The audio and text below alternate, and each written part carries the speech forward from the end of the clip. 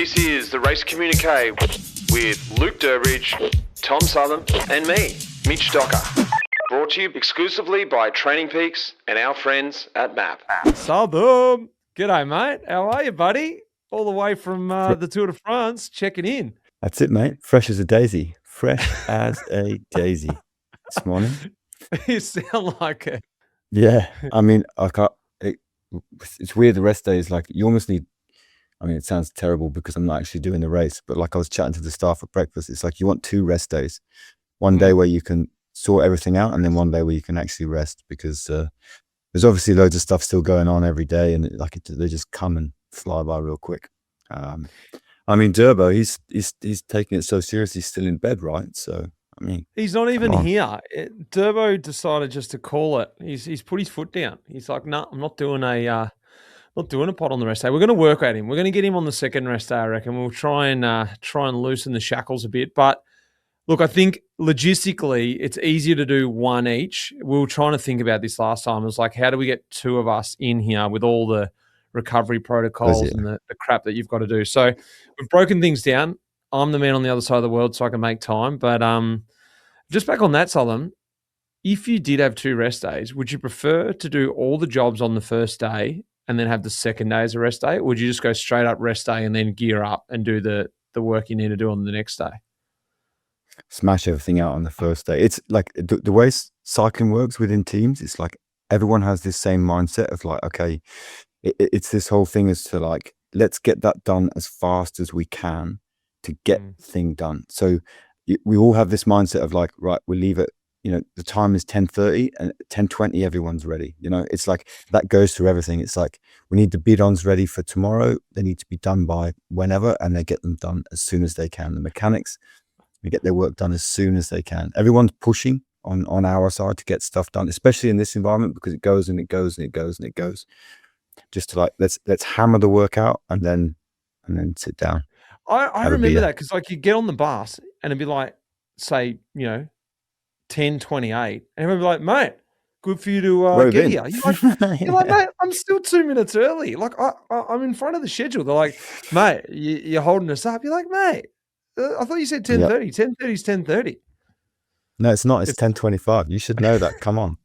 I mean, oh, my shit. I'm just thinking about getting ready at 10:25. All right, I better make my way over to get myself ready. This is a bit of a special episode for everyone who's tuning in. Tour de France special edition, Race Communiqué. Join my Tom Southam, Director Sportif at EasyPost, and Luke Durbridge, who has decided to call in sick today, but we'll get him back for the next episode. This is Life in the Peloton presented by MAP, but exclusively being brought to you by our friends over at Training Peaks. And there would be some crazy data being uploaded for this first week, because Training Peaks is the gold standard when it comes to the online training platform. And Southam, things would be going bonkers, wouldn't they, on the Training Peaks side of things, because this race has been quick. Yeah, I think there's some pretty wide-eyed analysts looking at some data going, okay, that's what we need now. The bar keeps changing.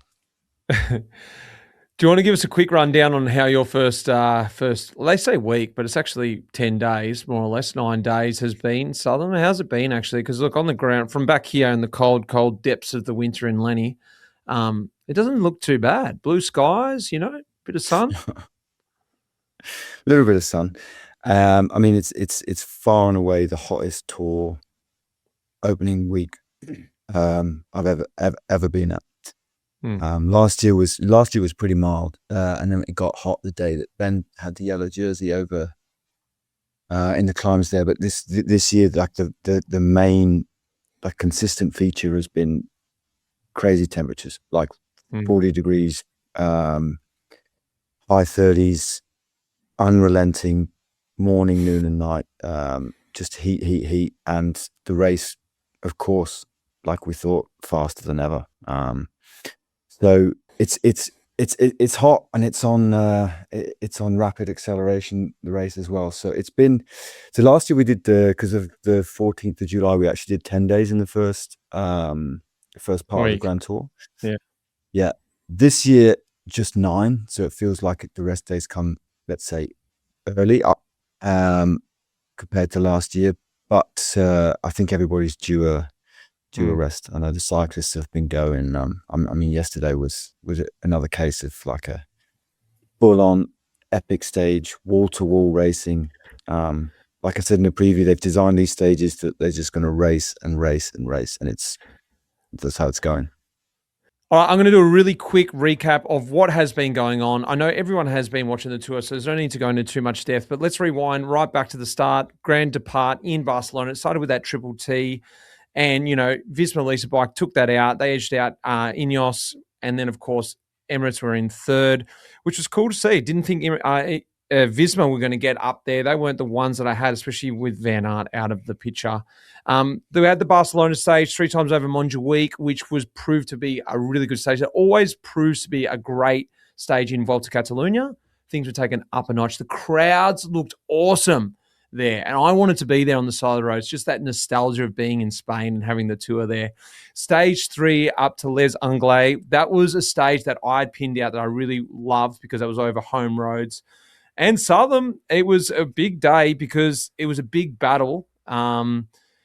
And it was really a return to Poggy. He sort of went there, took the stage out, took the yellow, and then he took the yellow from Jonas because Jonas, of course, was in the yellow after Visma took the first stage. Stage 4 into Foix was Southam's super break. You picked this before it happened. 34 riders went up the road. Even though Pedersen got dropped, he fought his way back, and with the teammates of Simmons and Vacek, he won the stage. You said this before the tour. Hey, there's going to be a super break, and this was an almighty super break. Stage 5 was in Depot, and the sprinters got their chance finally, and Olive Coy. So he had to change teams to get a start in the tour, and he actually, first chance they get at a sprint, he was able to prove to everyone, hey, this is why I should have been in the tour before now. He beat the best in the business, Malier, Philipsen, Gamay, Pedersen. But the surprise for me, and he's been a surprise since then, is Max Canter, who was in second then. May at that point, I thought, oh yeah, Canter's had a pretty good run into it. But he's been a guy, a force to be reckoned with in this tour with the sprints. Like, not only for that, going for the green jersey right along the way. The next stage was stage 6. It was great to see not great to see, but it was strange for me to see Campenards in the early attack. This was the Tourmalet stage, and for me straight away, I was like, satellite rider, here we go. They're trying to set something up. UAE were like, nah, I don't think so, mate. They pulled him straight back. Pedersen jumped up the road, got some sprints, and then as soon as they hit the Tourmalet, it was over. Del Toro just lit things up. Poggy tried to get him to come with him, and then just, 43K to go, just went, see you later. One solo, put time into everyone on the descent, and look, that sort of put a big dent into the GC. Took the yellow jersey back. He put it on loan there for a while, but took it back. Stage 7 was a Bordeaux, typical bunch sprint, textbook bunch sprint. And we saw Merlier, very dominant without his major lead-out man. We saw Bert van Leerberger. He was abandoned the day before, but we saw Merlier hit out straight around the Alpecin Premier Tech lead-out, which is a pretty fierce lead out when you got Van der Poel doing the lead out. And Merlier just made him look like nothing. It was crazy to see. But the thing is, the next stage, he was able to do it in even more dominant fashion. This was crazy, coming from 250 meters behind, 250 meters to go, about 15 wheels back. He showed now that he is purely the fastest man at this Tour de France. And then, of course, look, stage 9, which was yesterday. This was one of those crazy days, one of those days where I am so glad, not that I could say I could keep up any of these stages, but this was the day that I am like, I can't be a pro anymore, because you don't want to be a cyclist on those days. No way. Do not want to be a cyclist. 95K for the break to go, but there's just 40 guys left in the Peloton. UAE and Net Ineos, they keep them at 130. So it's even worse because they're not even letting the break go. 50 seconds. They kept us at 50 seconds. 50 seconds. And like Van der Poel, Pidcock, Boudin, Johannesson, they're the guys who follow Van der Poel over the final climb. Van der Poel takes the stage. Pidcock in third, and Johannesson in second, sorry. Yeah, look, that's the wrap till now. The quick recap is Pogacar's in first, in leading the GC, and then Vingegaard 2:24 behind, Del Toro, his teammate, in 3:27. Then we've got Evenepoel, Ayuso, Sexas, Lipowitz, Lenny Martinez, Skelmoser, and Bernal running out the top 10. Green, Pedersen's got a lead with Gourmet 45 points behind, Merlier 55 points behind. The polka dots is Pogacar at 28 points with 9 points ahead of Jonas. And the white jersey is Del Toro, seconds ahead of Ayuso. Before we get into any more of that, let's hear from a man who's been in the Peloton, struggling through the days. Let's not say struggling, battling through the days, because he hasn't been struggling. He's been in the mix. Let's hear from our man on the ground, Luke Durbridge. Righto, boys. Sorry I can't be there. I'm going to try and recover. I mean, Southam is in the race every day, but he isn't riding it, so he has the freedom to do podcasts. I just need to lay on my bed and relax, because after the first week, it has been hell. Yeah, super hot, super hard first week. We've had 2 mountain stages already over 4,000 meters. Teams time trial in Barcelona. There's been a lot of things. It's felt like a long week. I'm not sure how Southern feels about it, but definitely feels long for me. Sorry I won't be able to catch up with you boys, but I just thought I'd share you a little bit of a insight of what's been happening. Quick little recap. Barcelona was incredible. They did a great job as a city. The circuits were awesome, and the crowds were fantastic. And I think they really did get what they wanted there. And the heat has just been crazy. We're talking 40 degrees on the road temp every day, and the hydration, the calories, the speed, it's just, it's been a lot. So I think after a while, you just was hoping it's going to pop and there's going to be a summer storm, but it just hasn't happened. And then today was the day into the rest day, and you guys, lots to talk about there, but they shortened it by 30k because the road was just melting. It was just chaos. There was bodies everywhere. It would just be interesting to hear how hard it's been to feed. Bottle points have been out of control, trying to get riders, because the thing is, what's happening now is the race is not, the brake's not going, and the Peloton's not just riding. There's like 5 groups from the whole day. For example, today we started intermediate sprint. Within the first, 30 kilometers of the bike race, there was 5 different pelotons, and these 5 different pelotons, they never caught each other because there was such a big difference. There was the breakaway, then there was the peloton, which was only 30 guys, then there was our group, which had 90 guys in it, then there was another 50 behind, and then behind that was another 25. So you've only got 2 race cars, and you're trying to feed, all your athletes throughout the day. But you've got 5 groups scattered across the road. That never really happens.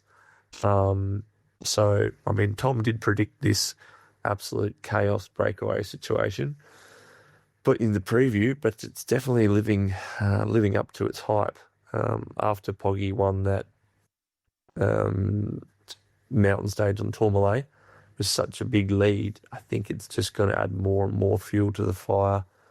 And by the looks of it, UAE are getting quite greedy too. So, yeah, look, we're setting ourselves up for a bit of a hell of a week 2. I don't think it's going to slow down. I don't think it's going to get worse, because people get more desperate, and opportunities, try to take opportunities any moment that they can, because if it's based off legs, well, UAE and Pogacar are going to win. So you need to do it based off tactics. So I'm looking forward to listening to Tom's tactics, and so I can listen to that and then try and replicate that for our team, and hopefully we can win a stage.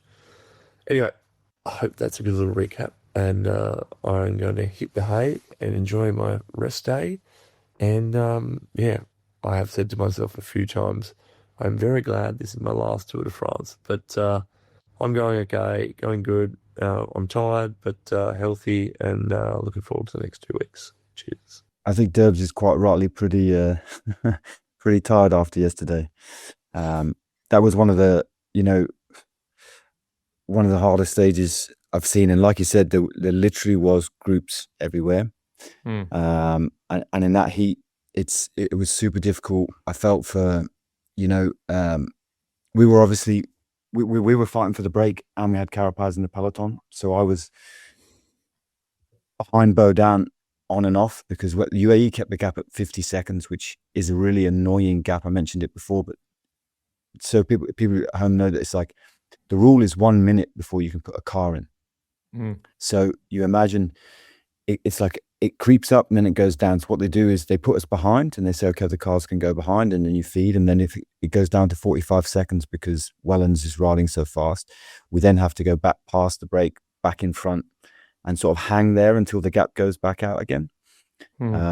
So even that, like in an ideal scenario, if that had popped out to 1 minute 30, then you can like constantly, us and Alpecin and Pinarello could have been constantly calling those guys, because one of the things that helps a breakaway in these races at the moment is being able to cool the riders. So the kid from Lotto, Liam Slock, what he had in the 3-man break the other day when they had 3 minutes, he's constantly putting ice, constantly putting water, constantly has access to that, which makes a big difference, because when you're in the peloton, even though you can get a car, it takes a long time because there's always 20 teams feeding constantly. So one of our riders says on the radio, I'm coming back for biddens, and we do it. Our team does it quite fast. We give them a bag of 6 biddens or 8, 2 in the bike, and then we give them a bag full of ice. So it's like bam, bam. But some teams, and there's like one particular individual, I'm not going to name, he takes 16 biddens, but he takes them one by one, very slowly, in the middle of the road, so no other cars can pass.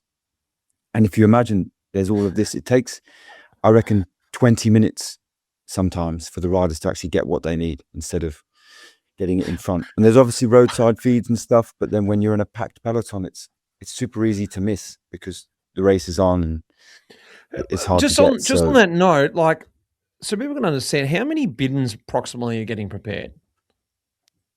I've got no idea that the actual number. This has been bounded around a bit, but just to put it into perspective, we've got 3 coolers in both of our cars. So, and then yesterday we had 9 spots by the side of the road in 155k.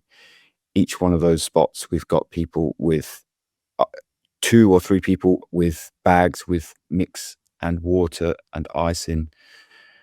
I mean, the numbers through the roof, how many biddens there must be going out there. A lot of them cooler's are got to have like, what, 40 biddens?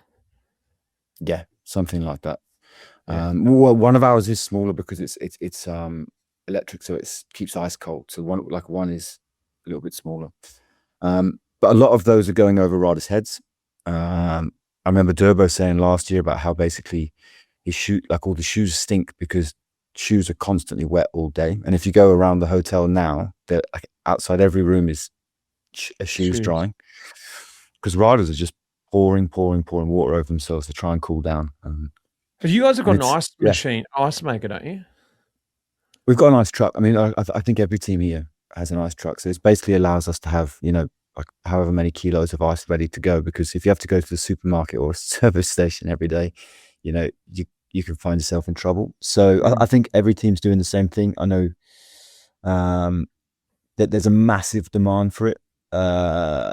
It's one of the biggest challenges of this race, I think, is, we're even talking yesterday in the car on the way back from the stage. It's like you almost need 3 cars, because you've got a GC guy, or you've got a guy in the peloton, you've got a guy in the break, but then there's also Georg Steinhauser riding along, basically going up to the quick step car or whoever. Well, that's what the Durbo was saying. It's like, just because of the explosion, you just can't get drinks. So you're left out there, and that could be the end of someone's race.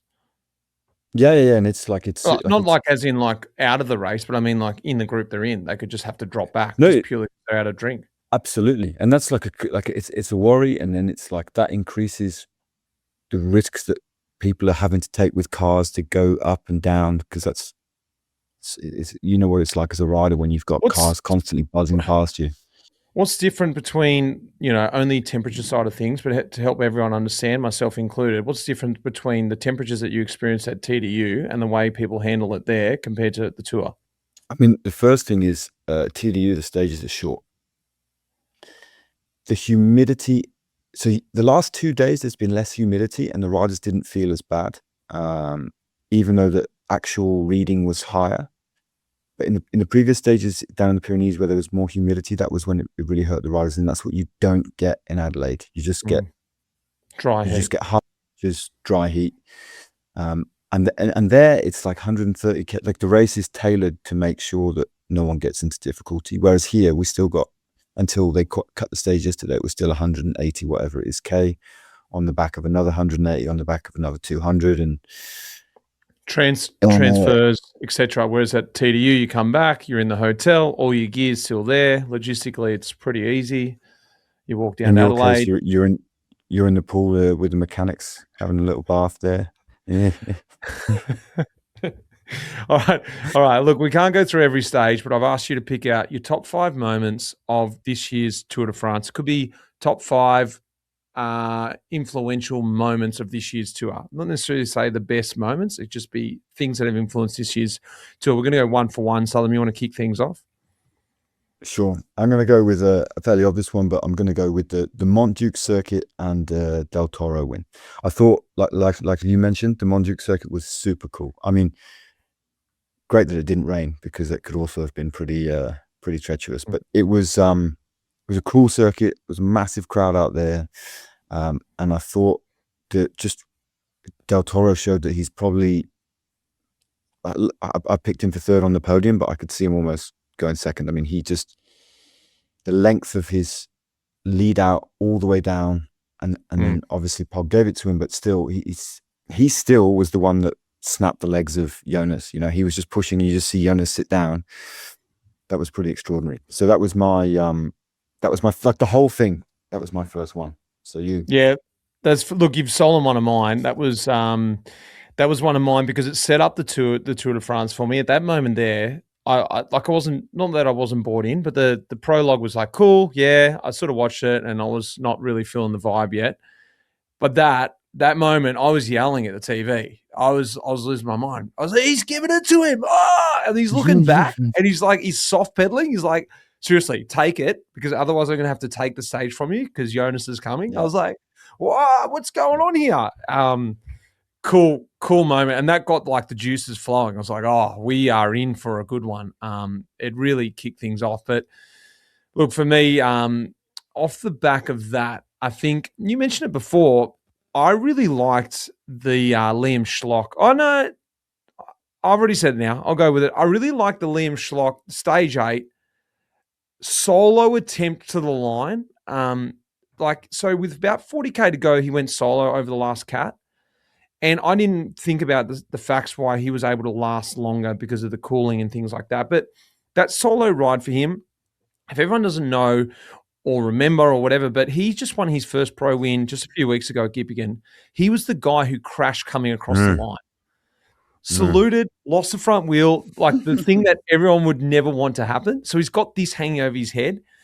And this solo victory, this is an old school break. Can they make it? Like, this is what I remember from the 90s. You remember like Sandy Cassar? Like he was solo. He crashed out on that final corner. He wasn't going to make it. Like, I love this. It's sort of set up stage 8. Early break, went to the line and 1.5K to go, he got caught. So that was another cool like Tour de France moment for me in this first week.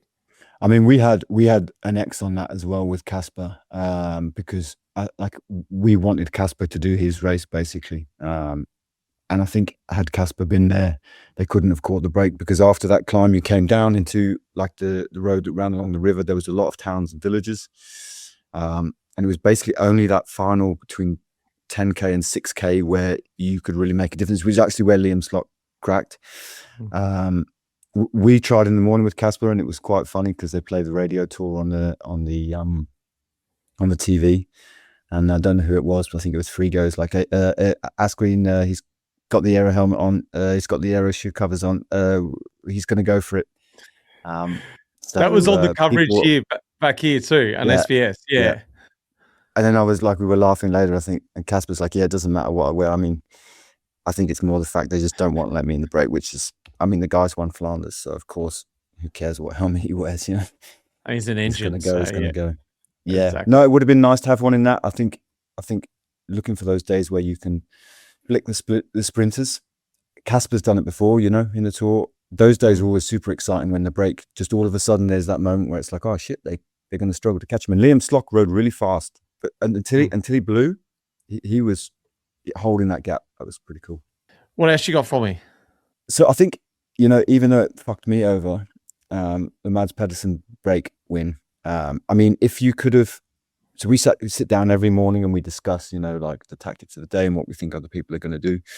To win the green jersey, basically they had to put Pedersen into the break, take the intermediate, and then win the stage. And then hats off to them, they did it. We got into a situation in that race. We were kind of trying to do two things, and which was wrong. You know, because we were going for yellow with Sean, and we wanted to win the stage. Sean had an idea how he wanted to do it.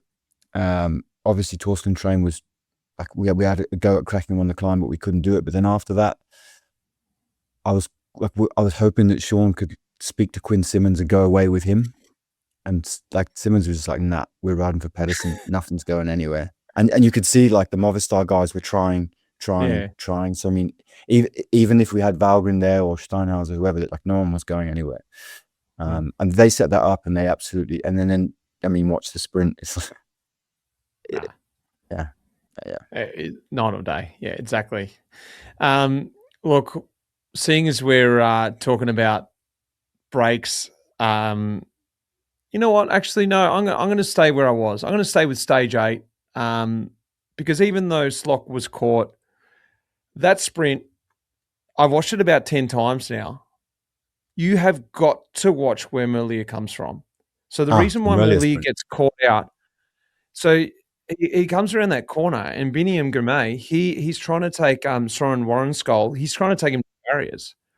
As he does that, they sort of fluff around, the wheel gets lost, and Merlier, he's stuck behind.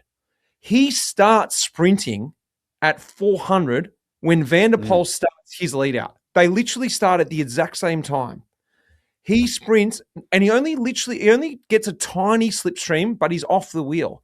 By that point, he's coming around the side. That sprint is outrageous. He goes from 400 or 450 from that corner and wins that sprint. It's crazy, that sprint. Like I didn't realize how good that was until I really looked into it and where he came from, and then you rewind it and watch from the helicopter view. You got to go back and watch that one, because from the front on, when you're watching, you don't actually clock that where he's come from. It's crazy. So you imagine the briefing, because we obviously, like, even though we're not doing the sprint in the morning, you talk, it's like, okay, the last bend is 450, right hand turn at 450, and you know that like you need to be in the right place and the right wheels far enough forwards. Like, you imagine saying to, you know, oh yeah, we're going to come around there in 15th, start sprinting as soon as, so basically he came around the bend, and as soon as it came time to start going, he had to do it all himself. 450. And he didn't smoothly come around. Yeah, with a gap, but he also lost speed there. He was sort of freewheeling a bit. I've seen him do. Do you remember the sprint he did in UAE a few years ago, where he basically came from absolutely nowhere and dusted everyone by a mile? But because I've obviously seen, like, everybody had seen that Van Leerberger had gone home, who's like reputedly the guy that solves a lot for him. He doesn't need much Merlier. He just basically has this one guy. So we'd all seen that morning, okay, his lead out guy's gone home, and then he just constructed it out of nowhere. And I think, like, I would put that up with you remember the McEwen sprint in London, where he basically comes from the issue, and he goes around everyone. Comes from the clouds. You're using all these lead out men to get back. Yeah, that was insane. I would put that. I would put that up. Cambridge, there with that, wasn't it? Honestly. Yeah. That's it. Well remembered, mate. It should have been a quiz on that, mate. You would have nailed it. I think it's been featured in the pod a few times, that sprint. So, all right, what else you got for me? So I also had the Merlier sprints. That was my third one. Then I have yesterday the break surviving the way it did. I think Alex Bodan, obviously, one of our guys. I mean, he rode a really nice race on both the climbs.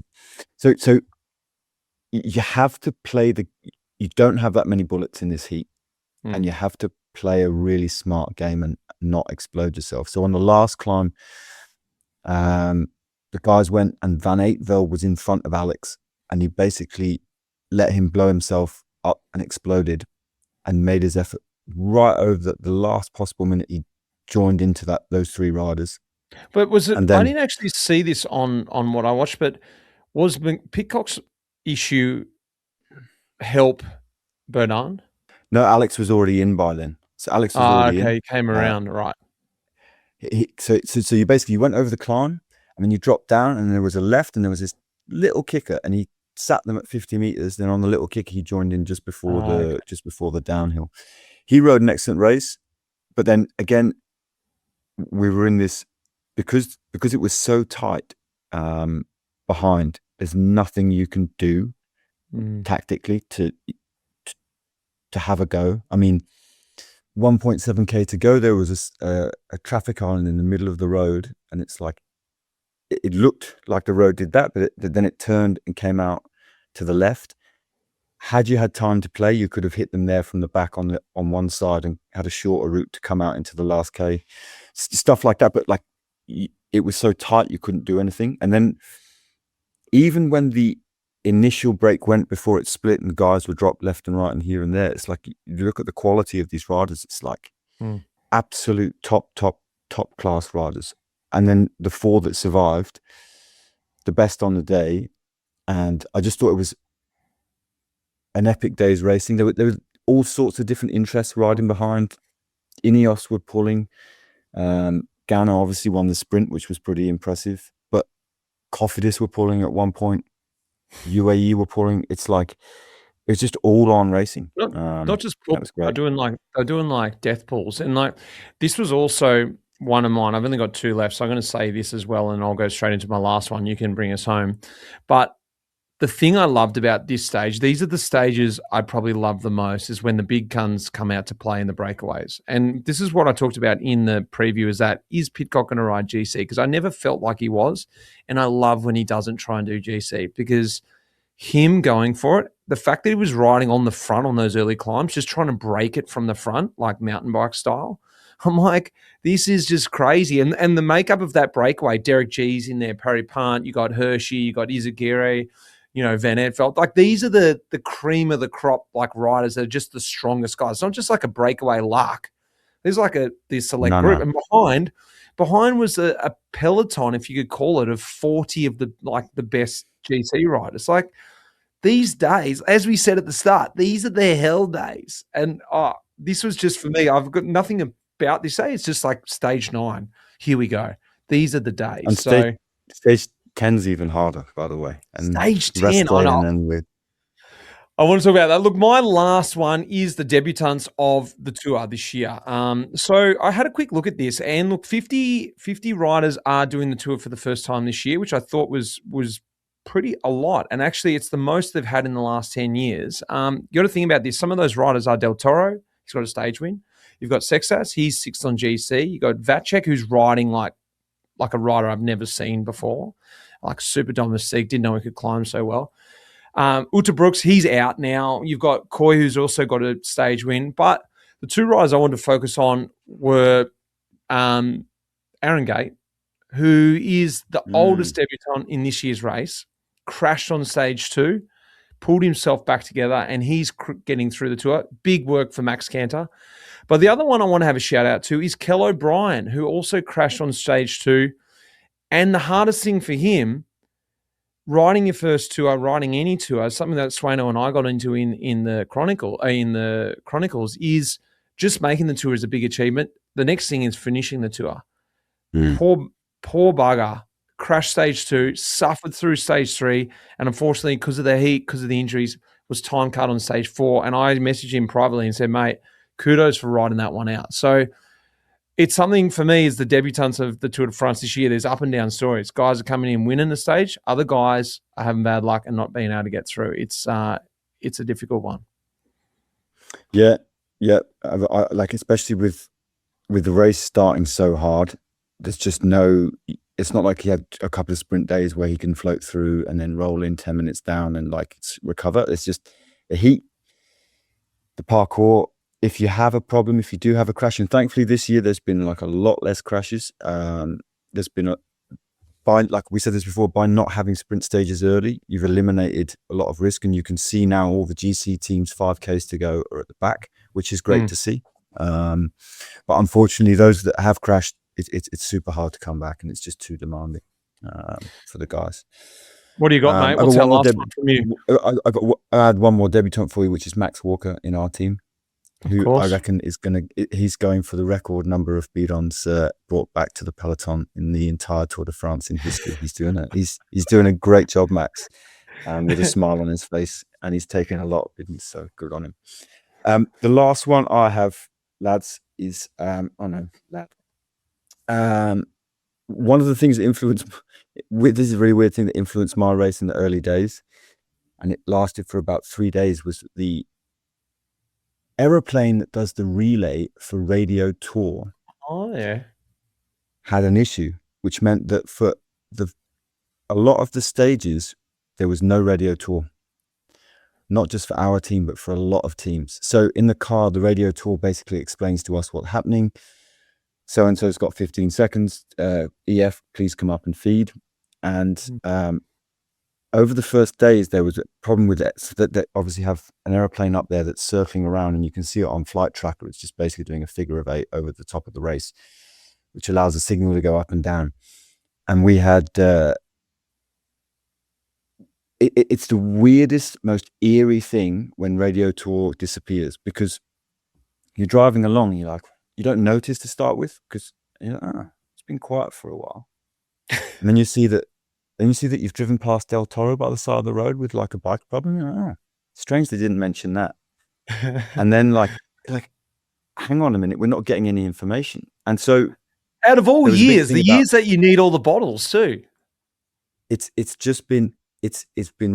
was really, really weird. And I think so behind the mega break, which is already like a confusing thing, there was basically no Radio Tour either.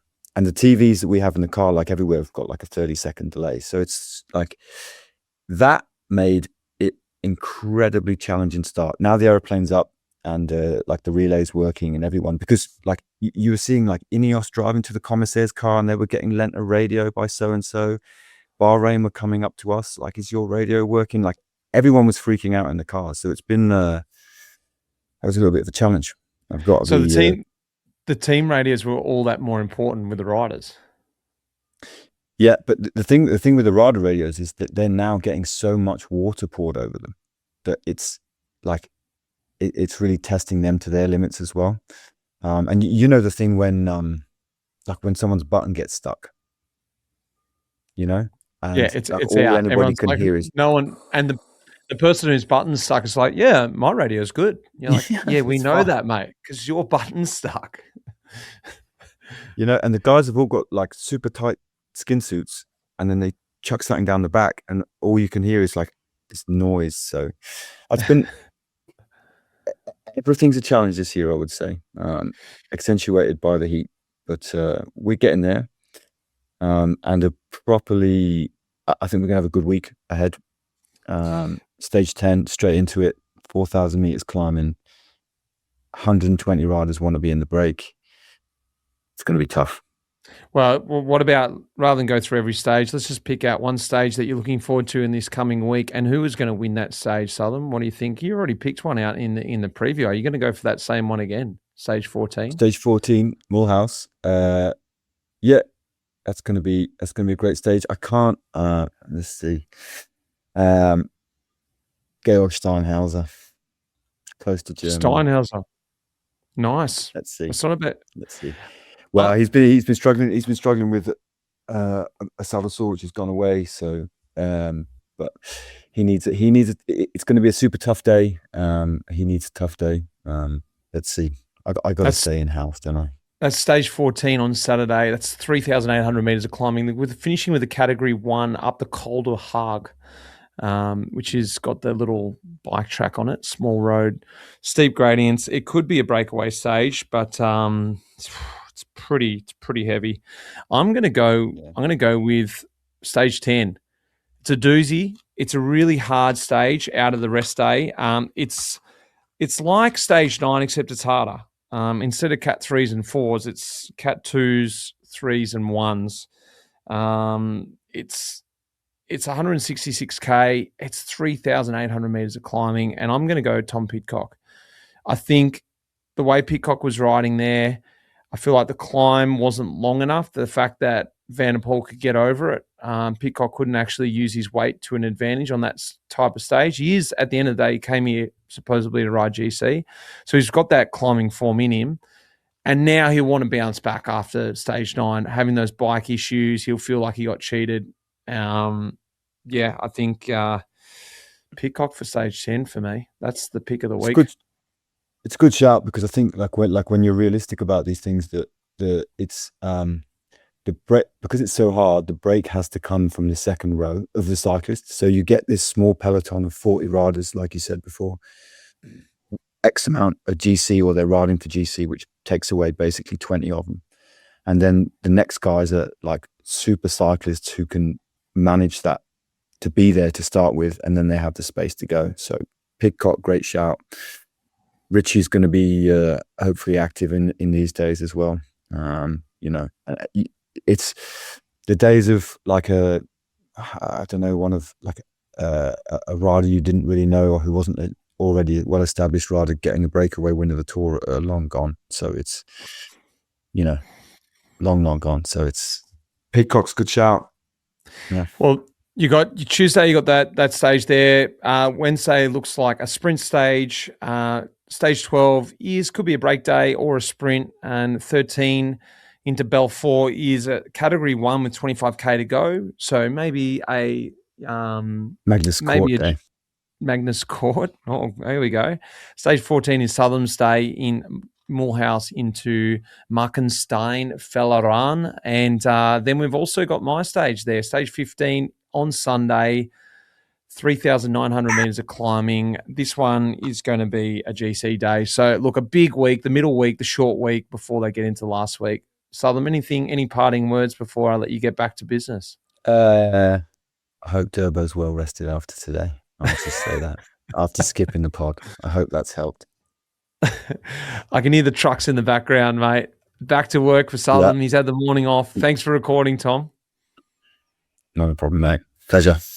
Big thanks to our partners in the pod, Training Peaks, of course, and get those files uploaded, boys, because someone wants to check them.